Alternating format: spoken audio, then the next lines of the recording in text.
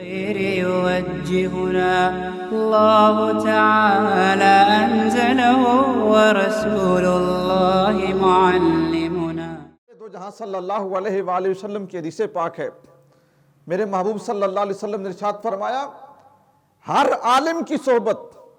اس بات کو حضرت سلطان الفقر حضرت سلطان بو رحمۃ اللہ علیہ نے نقل فرمایا ہے.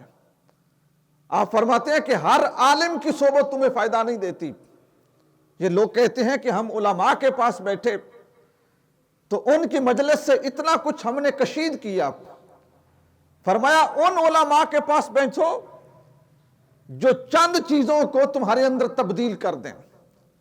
اور میرے محبوب صلی اللہ علیہ وآلہ وسلم نے 5 چیزیں گنوائیں. 5 چیزیں. پہلی چیز حضور نے یہ ارشاد فرمائی. فرمایا اس عالم کی صحبت میں بیٹھو جو دنیا کی رغبت کی جگہ تمہارے اندر زہد کو پیدا کر دے. ایسے عالم کے پاس بیٹھو کہ جس کی صحبت تمہیں دنیا سے بے رغبت کر دے اور زہد کی تمہارے اندر ترغیب پیدا کر دے, زہد کا شوق پیدا کر دے. اور پھر ارشاد فرمایا ایسے شخص کے پاس بیٹھو جو حرص اور ہوس کی جگہ تمہارے اندر بے نیازی پیدا کر دے. حرص و ہوس کیا ہے؟ ہر چیز کی چاہت رکھنا.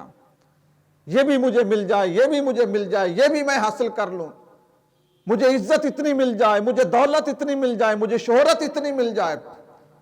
فرمایا ایسے عالم کے پاس بیٹھو جو حرص و ہوس کی بجائے تمہارے اندر بے نیازی کو عام کر دے, بے نیازی کا بیج بو دے. تم اس چیز سے بے نیاز ہو جاؤ کہ دنیا تعریف کتنی کرتی ہے, دنیا شاباش کتنی دیتی ہے.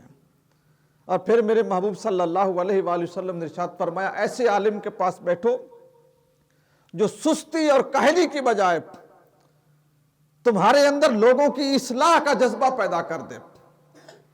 لوگ یہ کہتے ہیں کہ بس ٹھیک ہے میرے پاس علم ہے, اب میں تبلیغ نہیں کروں گا کہ لوگ تنقید کرتے ہیں, لوگ باتیں کرتے ہیں, لوگ مولویوں کے اوپر اعتراض کرتے ہیں, لوگ آگے سے تانے مارتے ہیں.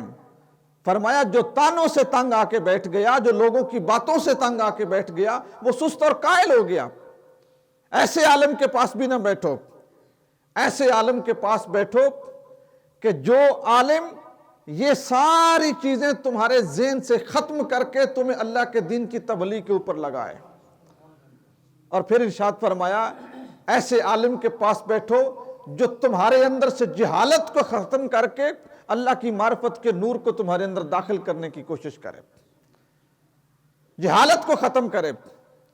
یہ نہیں کہ تم کسی شخص کے پاس بیٹھو اور وہ علم والا ہو اور تم اس کی مجلس سے اٹھ کے چلے جاؤ تو تمہیں علم ہی نصیب نہ ہو. ایسے بندے کے پاس بیٹھنا وقت کا ضیاع ہے.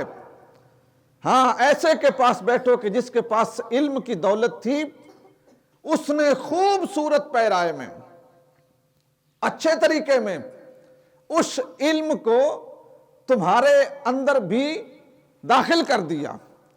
محبت کے ساتھ, احترام کے ساتھ اس نے علم کے ساتھ تمہیں روشناس کروا دیا. ایسے عالم کے پاس بیٹھو. خير يوجهنا الله تعالى أنزله ورسول الله معلم